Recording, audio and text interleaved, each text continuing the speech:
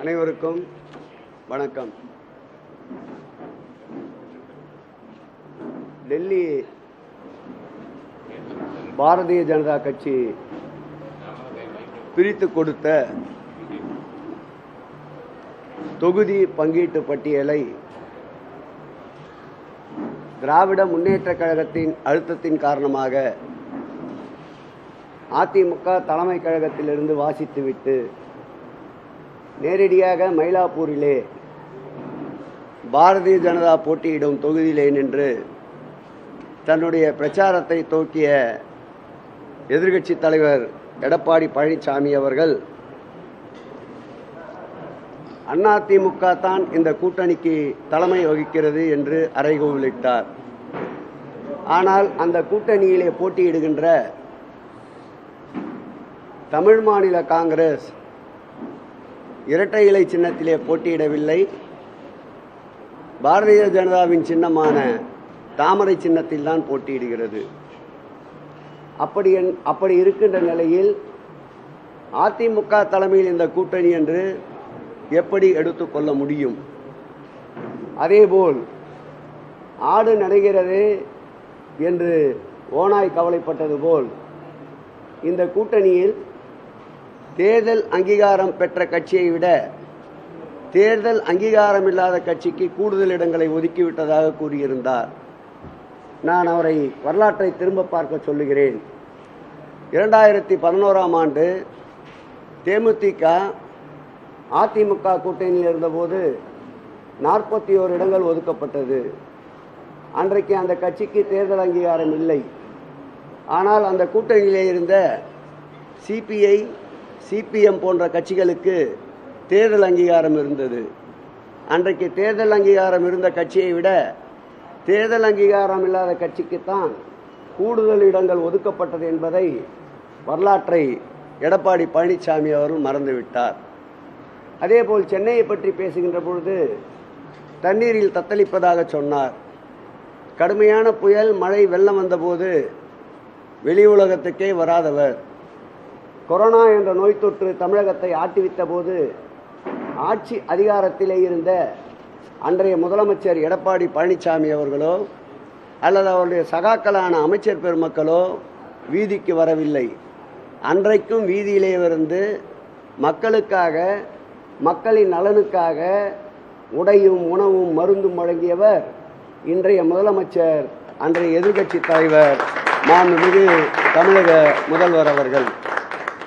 அன்றைய தினம் கொரோனா நோய் தொற்று பரவுகிறது, சட்டமன்ற கூட்டத்தை வேண்டாம் என்று மாண்புமிகு முதலமைச்சர் அவர்கள் இன்றைய முதலமைச்சர் அன்றைய எதிர்க்கட்சி தலைவர் வலியுறுத்திய போது கொரோனாவால் ஒரு உயிர் கூட தமிழகத்தில் மடியாது என்று அறைகோலிட்டார். ஆனால் ஆயிரக்கணக்கான உயிர்கள் மடிந்த பிறகுதான் கொரோனா நோய் தொற்றை உணர்ந்தார். அந்த கொரோனா நோய் தொற்றிலிருந்து தமிழக மக்களை மீட்டவர் 2021ஆம் ஆண்டு ஆட்சி கட்டிலுக்கு வந்த பிறகு அந்த கொரோனா நோய் தொற்றின் போது தமிழக முதல்வர் 5000 ரூபாய் தர வேண்டும் என்று கோரிக்கை வைத்தபோது அதில் 1000 ரூபாய் கொடுத்து நழுவிய அன்றைய முதல்வர் எடப்பாடி பழனிசாமிக்கு பதில் சொல்லுகின்ற வகையில் ஆட்சி பொறுப்பை ஏற்றவுடன் 4000 ரூபாயை அனைத்து குடும்பங்களுக்கும் வழங்கிய பெருமை இன்றைய முதல்வர் மாண்புமிகு தமிழக முதல்வர் திராவிட மாடல் ஆட்சியின் நாயகன் அவர்களை சாரும். நேற்றைக்கு பேசுகின்ற பொழுது மாண்புமிகு எதிர்க்கட்சி தலைவர் அவர்கள் தமிழ்நாட்டிலே, குறிப்பாக சென்னையிலே வளர்ச்சி திட்ட பணிகள் ஏதும் பெரிதாக நடைபெறவில்லை என்று குறிப்பிட்டார். அரண்டவன் கண்ணுக்கு இருண்டதெல்லாம் பேய் என்பதை போல் எங்களுடைய ஆட்சி காலத்தில்தான் வடசென்னை வளர்ச்சி திட்டம் என்ற ஒரு உன்னதமான திட்டத்தை மாண்புமிகு தமிழக முதல்வர் கொண்டு வந்தார். அந்த திட்டத்தால் பாதுகாக்கப்பட்ட குடிநீர், சீரான கழிவுநீர் ஓட்டம், தடையில்லா மின்சாரம், பக்தவச்சலம் காலத்திலே கட்டப்பட்ட பள்ளி, மாதாவரத்திலே இருந்த பள்ளியை கூட இன்றைக்கு தனியார் பள்ளிக்கு அளவிற்கு தரமுயர்த்தி கட்டியிருக்கின்ற சூழல். அதேபோல் அரசு மருத்துவமனைகள், அதேபோல் அரசு தடையில்லா மின்சாரத்திற்காக புதிதாக 33/11 கிலோவாட் கொண்ட துணை மின் நிலையங்கள், 130 11 கொண்ட துணை மின் நிலையங்கள் என்று எண்ணிலடங்கா திட்டங்களை சென்னைக்கு கொண்டு வந்து வட சென்னையை இன்றைக்கு வாடாத சென்னையாக மாற்றிய பெருமை மாண்புமிகு தமிழக முதல்வரை சாரும். அதற்கு ஒரு சாட்சி வேண்டுமென்றால் நம்முடைய வாட்டர் பேசின் ரோடு என்று சொல்லப்படுகின்ற தண்ணீர் தொட்டி தெருவிற்கு சென்று பாருங்கள். ஒரே இடத்தில் 700 குடியிருப்புகள் கட்டி முடிக்கப்பட்டிருக்கின்றன. 140 குடியிருப்புகள் கட்டப்பட்டு வருகின்றன. 2.5 ஏக்கர் நிலப்பரப்பில் பாக்ஸிங் கோர்ட், டென்னிஸ் கோர்ட், விளையாட்டு மைதானம், ஃபுட்பால் கிரவுண்டு கொண்ட ஒரு அமைப்பு. அதே அமைப்பில் அதை ஒட்டி முதல்வர் பெயரிலே திருமண மண்டபங்கள் 10 லட்சம் 15 லட்சம் என்று சிறப்பான முறையில் திருமணம் செய்ய வேண்டும் என்றால் தென் சென்னையை நோக்கி ஓடிக்கொண்டிருந்த மக்களுக்கு உதவிகரமாக வட சென்னையிலேயே 70,000 ரூபாய் செலவில் வாடகை என்று நிர்ணயிக்கப்பட்டு திருமண மண்டபம், அதே இடத்தில் இலவசமாக மக்களுக்கு டயாலிசிஸ் சென்டர், அதே இடத்தில் சென்னை பெருநகரத்தினுடைய மாநகராட்சியினுடைய அரசு அச்சகம், இப்படி 6 ஏக்கர் நிலப்பரப்பில் ஒரே இடத்தில் இத்தனை திட்டங்கள் கொண்டு வந்து வட சென்னையுடைய வளர்ச்சியை முத்திரை கொடுத்தவர் மாண்புமிகு முதல்வர் அவர்கள். ஒன்றே ஒன்று குறிப்பிட்டு சொல்ல வேண்டும் என்றால், இந்த ஆட்சி ஏற்பட்ட பிறகு 1479 கிலோமீட்டர் அளவிற்கு மழைநீர் வடிகால்களை அமைத்திருக்கின்றோம். இந்த ஆட்சி ஏற்பட்ட பிறகு உதாரணத்திற்கு சொல்ல வேண்டும் என்றால் வட சென்னையில் மாத்திரம் 3 பாலங்கள் திறக்கப்பட்டிருக்கின்றது. மாண்புமிகு எதிர்க்கட்சி தலைவராக இருந்தபோது கொளத்தூரிலே அவர் வைத்த கோரிக்கையை ஏற்ற அன்றைக்கு ரயில்வே அமைச்சர் அவர் கொடுத்த உத்தரவின் பேரில் வில்லிவாக்கம் LC1 இந்த ஆட்சி காலத்தில் தான் திறக்கப்பட்டது. அதேபோல் நம்முடைய அருகிலே இருக்கின்ற 2B என்று சொல்லப்படுகின்ற நம்முடைய தண்டையார்பேட்டையிலே புதிய பாலம் இந்த ஆட்சியில் தான் துவங்கப்பட்டது. அதேபோல் ஜமாலியா அருகில் செங்கைசிவ மேம்பாலம் மாண்புமிகு தமிழக முதல்வர் அவர்கள் ஆட்சியில் தான் துவங்கப்பட்டது. அதேபோல் சென்னையின் மையப்பகுதியான போக்குவரத்து நெரிசல் மிக்க பகுதி டி நகரிலே இந்த ஆட்சியில்தான் பாலம் துவங்கப்பட்டது. இப்படி எண்ணிலடங்கா பாலங்கள், எண்ணிலடங்கா மழைநீர் கால்வாய்கள், சென்னையின் அடையாளப்படுத்துகின்ற வகையில் பல்வேறு மேம்பாட்டு திட்டங்களை கொண்டு வந்த ஆட்சி மாண்புமிகு தமிழக முதல்வர் ஆட்சி. 2021 ஆண்டு தேர்தல் பரப்புரையின் போது இன்றைய எதிர்க்கட்சி தலைவர் அன்றைக்கு என்ன சொன்னார் என்றால், நாங்கள் 1000 கோடி ரூபாய் செலவிலே மழைநீர் வடிகால்களை கட்டிவிட்டோம். சிங்கப்பூர் போல் இனி ஒரு சொட்டு தண்ணீர் கூட தமிழகத்தில் தேங்காது என்று அறைகூவலிட்டார். என்ன ஆனது? 2021 ஆண்டு ஆட்சி கட்டிலை ஏற்றவுடன் முதல் பெய்த பெருமழைக்கு சென்னை தத்தளித்தது.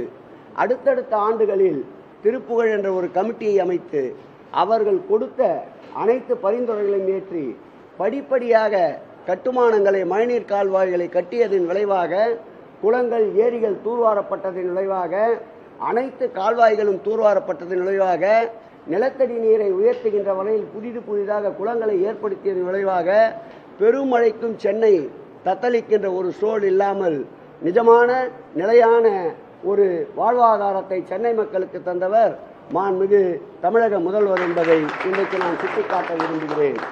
அடுத்து அவர் நேற்று பேசுகின்ற பொழுது விலைவாசி உயர்வை மையப்படுத்தி குறிப்பிட்டார். நான் அவரை கேட்பதெல்லாம், இந்த ஆட்சி ஏற்பட்ட பிறகு மத்தியிலே மோடியின் தலைமையிலே ஆட்சி ஏற்பட்ட பிறகு நீட் தேர்வை ரத்து செய்வதற்கு இவர் ஏதாவது அழுத்தம் தந்தாரா? அதேபோல் பெட்ரோல், டீசல், எரிவாயு விலை உயர்வை கட்டுப்படுத்துவதற்கு இவர் ஏதாவது ஒரு வகையில் அழுத்தம் தந்தாரா?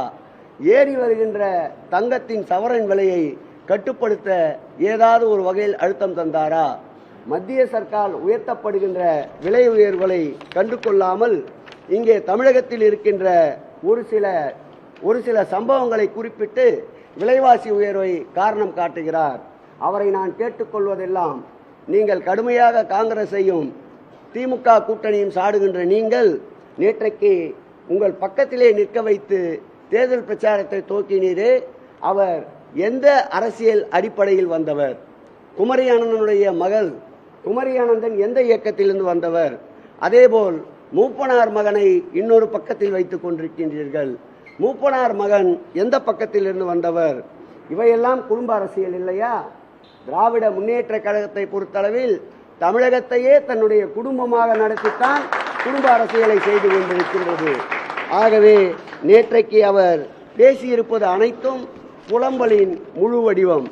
மாண்புமிகு தமிழகத்துடைய முதலமைச்சர் அவர்கள் பொறுப்பேற்ற பிறகு ஒன்றிய அரசினுடைய நிதி ஆயோக் புள்ளி விவரத்தை நிர்மலா சீதாராமன் நிதியமைச்சரிடம் கேட்டு நம்முடைய எதிர்க்கட்சி தலைவர் பெற வேண்டும் என்று அன்போடு கேட்டுக்கொள்கிறேன். அதில் இந்தியாவிலேயே தமிழகம்தான் 11.9 என்ற அளவிற்கு பொருளாதாரத்தில் உயர்வு நிலை கண்டதை அவருக்கு மீண்டும் இதில் இந்த பத்திரிகையாளர் சந்திப்பில் நினைவுபடுத்த கடமைப்பட்டிருக்கின்றேன். நேற்றைக்கு கூட அவர் நாங்கள் தான் முந்திவிட்டோம் என்று கூறிக்கொண்டு ஒரு பேட்டியை தந்து கொண்டிருந்தார். ஆம், நாங்கள் நிறைகுடம், இன்னும் தேர்தல் அறிக்கை தரவில்லையே என்றார். அது காலி பாத்திரம், அப்படித்தான் அலும்பும். திராவிட முன்னேற்ற கழகம் நிறைகுடம், சொல்வதை செய்வோம், செய்வதைத்தான் சொல்லுவோம் என்பதுதான் எங்களுடைய தாரக மந்திரம். நேற்றைக்கு அவர் அறிவித்த தேர்தல் அறிவிப்புகள் அனைத்தும் ஏற்கனவே மாண்புமிகு தமிழக முதல்வர் 2021ஆம் ஆண்டிலிருந்து செயல்படுத்தி கொண்டு வருகின்ற திட்டங்களின் நகல்தான். அடுத்து இன்னொன்றை சொன்னார், உறவுக்கு கை கொடுப்போம், உரிமைக்கு குரல் கொடுப்போம் என்றார். இது யாருடைய தாரக மந்திரம்?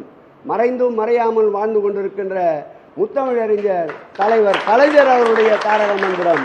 உறவுக்கு கை கொடுப்போம், உரிமைக்கு குரல் கொடுப்போம் என்று சொந்தமாக 4 வார்த்தையை கூட பயன்படுத்த திராணி இல்லாத, தெம்பில்லாத, வலுவில்லாத, எண்ணங்கள் வலுவில்லாத ஒருவர் இந்த தமிழகத்தினுடைய திராவிட மாடலுடைய நாயகனாக எதற்கும் அசைந்து கொடுக்காமல் உறவுக்கு கை கொடுப்போம், உரிமைக்கு குரல் கொடுப்போம் என்று ஒன்றியத்தை ஒற்றை மனிதனாக, இரும்பு மனிதனாக எதிர்த்து கொண்டிருக்கின்ற தமிழகத்தில் மீண்டும் திராவிட மாடல் ஆட்சி 2.0 கவர்னர் மாளிகையிலே முத்துவேல் கருணாநிதி ஸ்டாலின் என்ற முழக்கம் நிச்சயம் முழக்கப்படும் என்பதை இந்த பத்திரிகையாளர் சந்திப்பில் தெரிவித்துக் கொள்கிறேன்.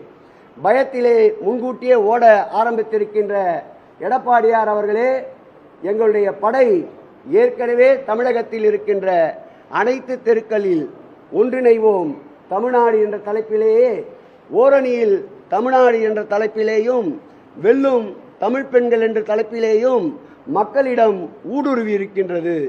இந்த ஊடுருவின் தாக்குதலை நீங்கள் நிச்சயம் இந்த தேர்தலில் தாக்குப்பிடிக்க முடியாது.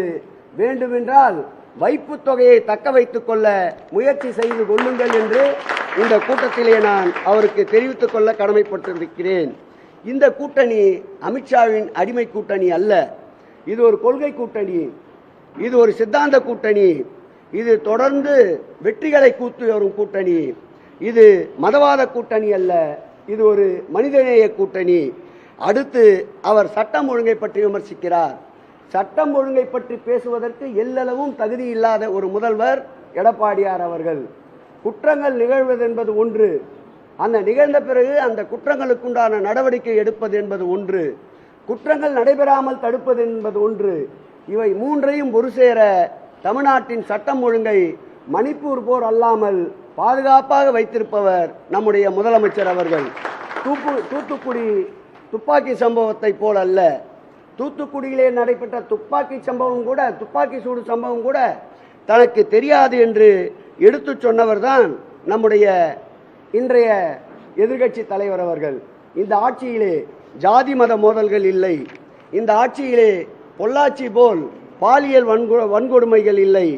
அமைச்சராகவே இருந்தவரே, ஒரு அமைச்சராக இருந்தவரே, ஒரு துறையினுடைய தலைவராக இருந்தவரே குட்கா வழக்கில் இந்த ஆட்சியில் யாரும் சிக்கவில்லை. ஆகவே சட்டம் ஒழுங்கை பற்றி பேச எல் முனையளவும் தகுதியில்லாதவர் இன்றைய எதிர்க்கட்சி தலைவர் எடப்பாடி பழனிசாமி என்பதை நான் தெரிவித்துக் கொள்கிறேன்.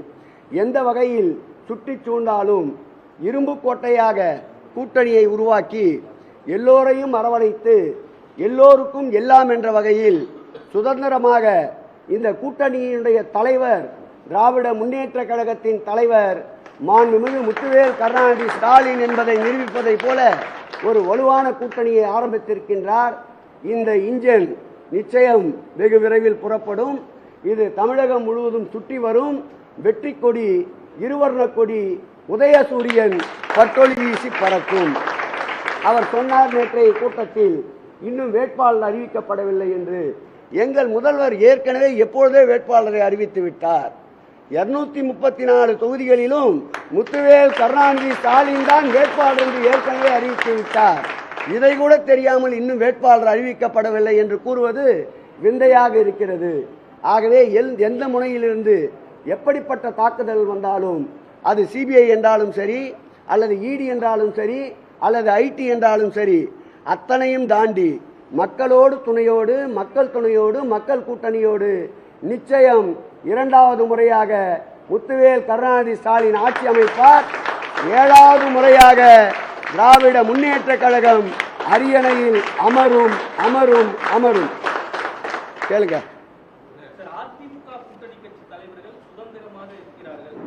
கூட்டணியில ஒவ்வொரு கட்சியும் பதறிக் கொண்டிருக்கிறது. தேர்தல் நேரத்தில் கூட்டணி கட்சிகளுக்கு திமுக தகுந்த அந்தஸ்து கொடுப்பதிலிருந்து எடப்பாடி நேற்றைக்கு கூட உலகநாயகன் கமலஹாசன் அவருடைய பேட்டியை கூர்ந்து கவனித்தால் தெரியும். இந்த தலைவரை போல அனைவரையும் அரவணைக்கின்ற தலைவர் வேறு எந்த தலைவரும் இல்லை என்று மாண்புமிகு தமிழக முதல்வரை பெருமிதத்தோடு உலகநாயகன் கமலஹாசன் அவர்கள் குறிப்பிட்டதை இங்கே ஏன் கூறுகிறேன் என்றால், தோழமையிலே போட்டியிடுவதற்கு இடமில்லை என்றாலும் தலைவர் அவர்கள் நடந்து கொள்ளுகின்ற விதம், தோழமையை அரவணைக்கின்ற விதம், அவருடைய ஒரு கூற்றே சாட்சியாக பத்திரிகையாளர் முன்னிலையில் வைக்கிறேன். தம்பி என் பக்கத்திலே உட்காந்துருக்கு.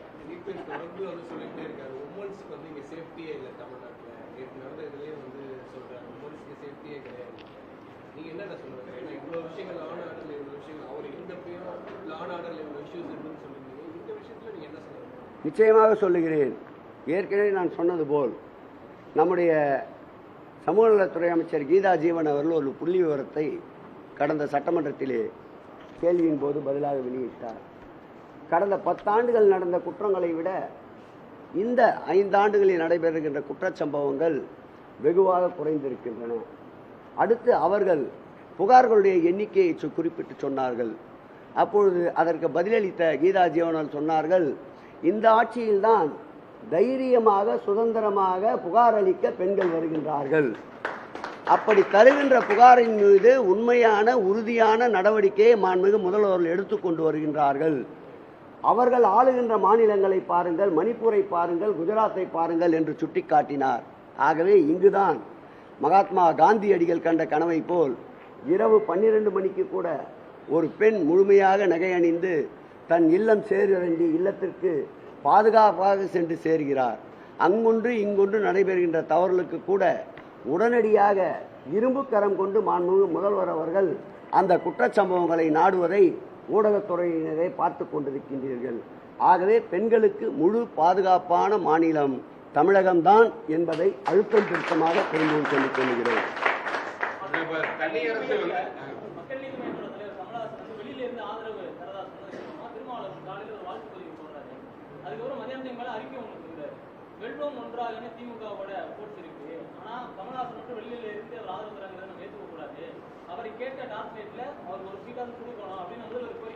அவருடைய கருத்து எல்லோருக்கும் ஒரு குடும்பத் தலைவன் போல் மாண்புமிகு தமிழக முதல்வர் அவர்கள் இருக்கின்றார். அவர் யாரை எப்படி அரவணைக்க வேண்டும் என்பது அவருக்கு தெரியும்.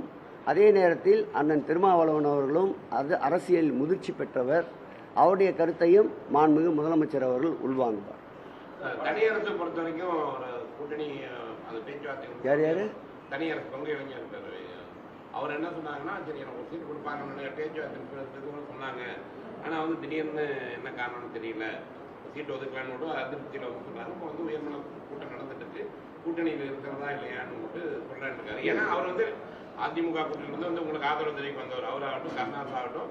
நிச்சயம் மாண்புமிகு தமிழக முதல்வருக்கு அனைவருக்கும் அவருடைய இதயத்திலே இடம் இருக்கின்றது. ஆனால் எண்ணிக்கை என்பது 234 தான். அதை அனுசரித்து தேர்தல் வியூகங்களில் எங்கெங்கு எப்படி சாட்டையை சோற்றினால் வெற்றி நம் பக்கம் திரும்புமோ அதை முடிவெடுக்கின்ற அரசியல் ஞானியாக எங்களுடைய முதல்வர் இருக்கின்றார். கால் நகம் முளைத்த காலத்திலிருந்து அரசியலிலே பயணிப்பவர். அவர் அரசியல் என்று தொடங்கிய 14 வயதிலிருந்து இதுபோல தேர்தல் கூட்டணியில் கலைஞரிடம் பயிற்சியை பெற்றவர். ஆகவே அனைவரையும் அரவணைத்து ஒரு குடையின் கீழ் கொண்டு வருவார். இத்தனை ஆண்டுகளாக திமுக சென்னையில கள்ள ஓட்டு போட்டு சென்னையை கோட்டையாக வச்சிருந்தாங்க. ஆனா சென்னை இப்போ ஓட்டை விழுந்திருக்கு அப்படின்னு சென்னையை எப்படியெல்லாம் கொச்சைப்படுத்த வேண்டுமோ தற்குறிகள் ஆரம்பித்து அனைவருமே சென்னையை, அதுவும் குறிப்பாக வட சென்னையை எவ்வளவு கலங்கப்படுத்த முடியுமோ அவ்வளவு கலங்கப்படுத்துகிறார்கள். கெஞ்சா என்கிறார்கள், போதை என்கிறார்கள், திருட்டு வழக்கு என்கிறார்கள், அதே போல் கள்ள ஓட்டு என்கிறார்கள். இந்த அவமானத்திற்கு வருகின்ற சட்டமன்ற தேர்தலில் வடசென்னை மக்கள் தகுந்த பதிலை தர தயாராக இருக்கின்றார்கள். இந்த வடசென்னையை இன்றைக்கு வாழ்விக்க வந்த தெய்வமாக மாண்புமிகு தமிழக முதல்வரைத்தான் பாராட்டி கொண்டிருக்கின்றார்கள். எங்கு பார்த்தாலும் வடசென்னையில் பூத்து குலுங்குகின்ற பூங்காக்கள். போக்குவரத்து கழகம் ஆரம்பிக்கப்பட்ட போது கட்டப்பட்ட பேருந்து முனையத்தை மாண்புமிகு தமிழக முதல்வர் காலத்தில்தான் வடசென்னை வளர்ச்சி திட்டத்தின் கீழ் ஆர்கே நகரில் முதலில் அந்த பேருந்தை 19 கோடி ரூபாய் செலவில் புதிதாக கட்டமைத்திருக்கின்றார். கலைஞர் அவர்கள் போக்குவரத்து துறை அமைச்சராக இருந்தபோது அம்பத்தூரிலே அவரால் திறந்து வைக்கப்பட்ட பேருந்து நிலையம் 50 ஆண்டுகளுக்கு பிறகு மாண்புமிகு தமிழக முதல்வர் கொண்டு வந்த வடசென்னை வளர்ச்சி திட்டத்தின் வாயிலாகத்தான் இன்றைக்கு புதுப்பிக்கப்பட்டு புது பொலிவு பெற்றிருக்கின்றது. மாண்புமிகு தமிழக முதல்வர்கள் சிந்தையில் உதித்திட்ட திட்டமான படைப்பகம் இன்றைக்கு தமிழகத்திலே சென்னையிலே 14 இடத்திலே நடந்து கொண்டிருக்கின்றது. அது மாத்திரமல்ல, மாலை நேர வகுப்பிற்கு மாணவ செல்வங்கள் செல்வதற்கு அதிக கட்டணத்திலே மாலை நேர வகுப்பை படிக்க வேண்டும் என்பதற்காக அவர்களுக்கென்று கல்விச்சோலையை உருவாக்கியவர் மாண்புமிகு தமிழக முதல்வர் அவர்கள். சென்னையை பொறுத்தமட்டில் தனியார் பள்ளிக்கு நிகராக அரசு பள்ளியை, குறிப்பாக மாநகராட்சி பள்ளிகளை தரம் உயர்த்தி இன்றைக்கு அதிக அளவு மாணவ செல்வங்கள் பயில்வதற்குண்டான கட்டமைப்பை உருவாக்கியவர் மாண்புமிகு தமிழக முதல்வர் அவர்கள்தான். நம்முடைய பள்ளி கல்வித்துறை அமைச்சர் சொல்வது போல் ஒரு காலத்தில் மாநகராட்சியினுடைய பள்ளிகள் வறுமையின் குறியீடாக இருந்தது. இன்றைக்கு மாநகராட்சி பள்ளிகள் பெருமையின் குறியீடுகளாக இருக்கின்றது. முதலில் சென்னையிலே அரசு கலை கல்லூரியை மாண்புமிகு தமிழக முதல்வர் தான் இந்து சமய அறநிலையத்துறையின் சார்பில் உச்ச நீதிமன்றம் தொடங்கி உயர் நீதிமன்றம் வரையில் தொடுத்த பல சட்ட போராட்டங்களை சந்தித்து சென்னையிலே அரசின் சார்பிலே ஒரு கல்லூரியை இந்து சமய அறநிலையத்துறை சார்பில் நிறுவியவர் மாண்புமிகு தமிழக முதல்வர் தான் என்பதை பள்ளிக்கு, கல்லூரிகளுக்கு, பூங்காக்களுக்கு, உடற்பயிற்சி கூடங்களுக்கு புத்துயிர் அளித்த ஆட்சி திராவிட மாடல் ஆட்சி என்பதை சென்னை மாநகர மக்கள் நன்றாக உணர்ந்திருக்கின்றார்கள். இந்த மக்களை சிறுமைப்படுத்தியவர்கள் இந்த தேர்தலில் பின்னங்கால் பிடரில் அடிபட ஓட விரட்டுவார்கள் என்பதை தெரிவித்துக் கொள்கிறேன். தண்ணி கேட்டங்க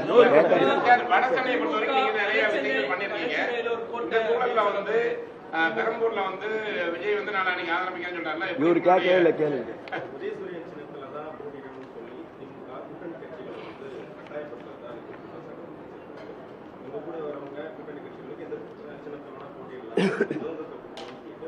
இது ஜனநாயக கட்சி. இந்த கட்சியில் தான் ஜனநாயகம் பின்பற்றப்படும். தலைவர் முதல் தொண்டன் வரையில் எதை வேண்டுமானாலும் கருத்து பரிமாற்றங்கள் மாறிக்கொள்ளலாம். இது உட்கட்சிக்குள்ளேயே இருக்கின்ற ஜனநாயகம் என்றால் எதிர்கட்சியிடம் எப்படி நாங்கள் அப்படி ஒரு போக்கை கடைபிடிப்போம்? மார்க்சிஸ்ட் கம்யூனிஸ்ட் கட்சி, இந்திய கம்யூனிஸ்ட் கட்சி கூட அவர்களுடைய தொகுதி பங்கீடு முடிந்த பிறகு வெளியில் வந்தபோது இந்த கேள்விகளை நிருபர்கள் கேட்டபோது அப்படி எந்த நிர்பந்தமும் எங்களை நிர்பந்திக்கவில்லை, சுதந்திரமாகத்தான் பேசினார்கள், எங்கள் விருப்பம் போன்ற சின்னத்தில் தான் நாங்கள் நிற்போம் என்றார்.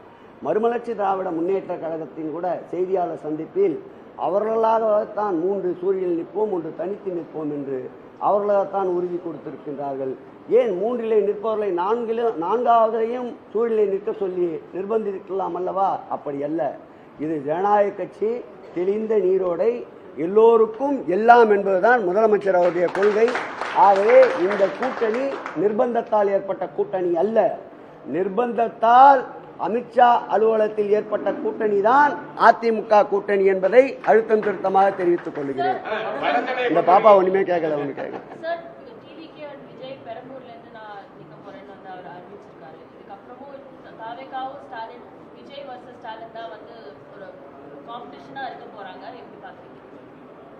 எங்களை பொறுத்தளவு எங்கள் கண்ணுக்கு எட்டிய தூரம் வரை எதிரியே தெரியவில்லை என்றுதான் நாங்கள் சொல்லுவோம்.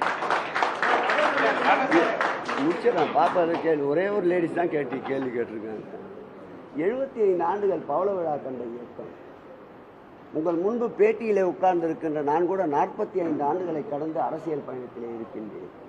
நல்லது கெட்டது, தீமைகள் நன்மைகள், புயல் வெள்ளம், இயற்கை சீற்றம், தீ விபத்து, பல குடும்பங்களுடைய சூழ்நிலைகள், இவற்றையெல்லாம் அனுசரித்து மக்களோடு மக்களாக ஒன்றாக பழகியவர்களை விரும்புவார்களா, அல்லது விருந்தினர் போல் எப்போதாவது ஒரு வேளை வீட்டிற்கு வருபவர்களுக்கு ஒரு தட்டு உணவு அறிந்து விட்டு திரும்பி அனுப்பிவிடுவேன் அப்படி இருப்பவர்களை விரும்புவார்களா?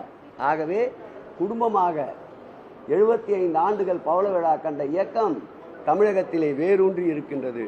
அதைத்தான் நான் முன்பு பேட்டியிலே சொல்லும்போது கூட சொன்னேன். எங்கள் தலைவர் காலிலே நிகம் முளைத்த காலத்திலிருந்து அவர் கால்படாத இடங்களே தமிழகத்தில் இல்லை. இன்றைய அரசியல் உலகில் மிகவும் தெளிவாக மக்கள் இருக்கின்றார்கள். சீர்தூக்கி பார்ப்பார்கள்.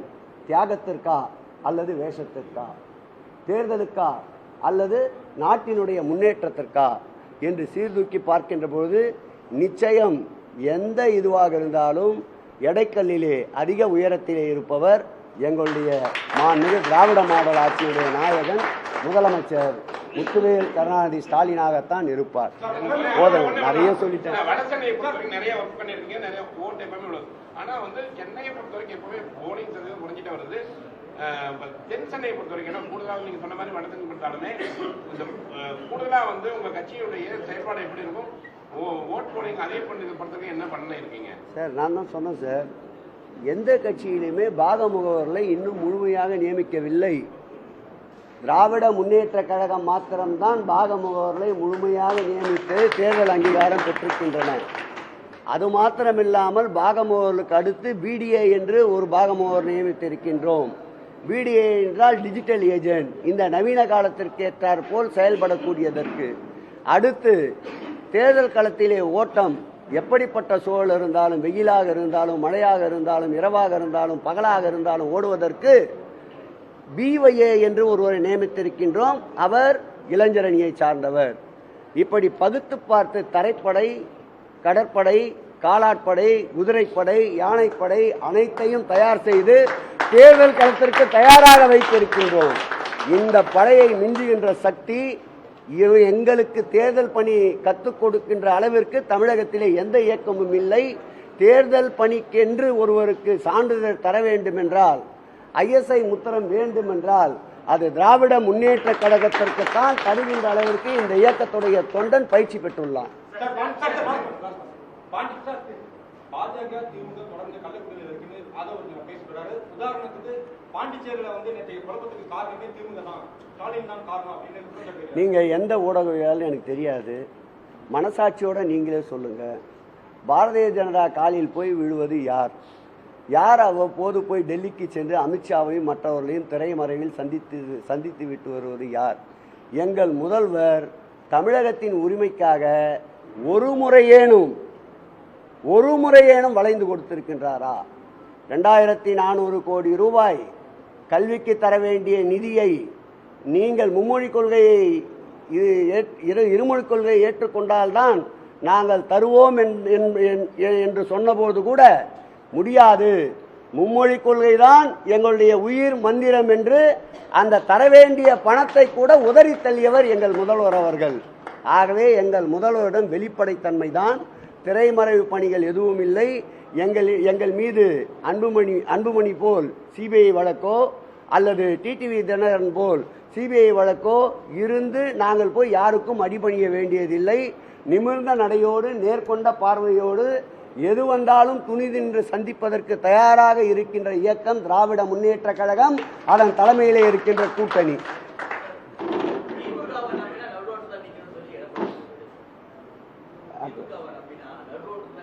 அந்த இயக்கத்தை நம்பிய நிறைய பேர், செங்கோட்டையின் போன்றவர்கள் எல்லாம் நடுரோட்டில் நிற்க வைத்தவர் அவர் நடுரோட்டை பற்றி பேசக்கூடாது.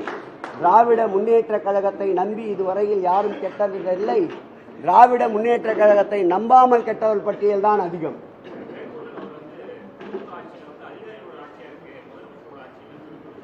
அஞ்சு வருஷம் எங்களுடைய பயணிச்சவர் இதை சொல்றாரு. விட்டு போங்க.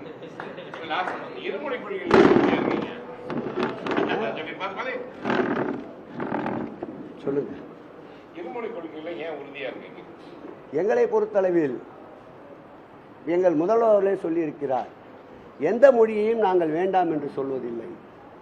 ஒரு மொழி வேண்டப்படாமல் மக்களின் மீது திணிக்கப்படும் போது அதை எதிர்ப்பதுதான் எங்களுடைய கொள்கை. ஆகவே தான் நாங்கள் மும்மொழி கொள்கையை ஆதரிக்கின்றோம். இருமொழி கொள்கையை ஆகவே தான் நாங்கள் இருமொழி கொள்கையை ஆதரிக்கின்றோம். யார் மீதும் காக்கை கூட உயர பறக்கின்றது, அதனுடைய எச்சம் கீழே தான் விழுகின்றது. பானிபூரி விற்பவன் கதையல்ல இந்த தமிழ்நாட்டினுடைய கதை. இந்த தமிழ்நாட்டினுடைய கதை விரும்பாத மொழி யார் மீது திணிக்கப்பட்டாலும் அதை உறுதியாக எங்கள் மாண்புமிகு தமிழக முதல்வர் எதிர்ப்பார்.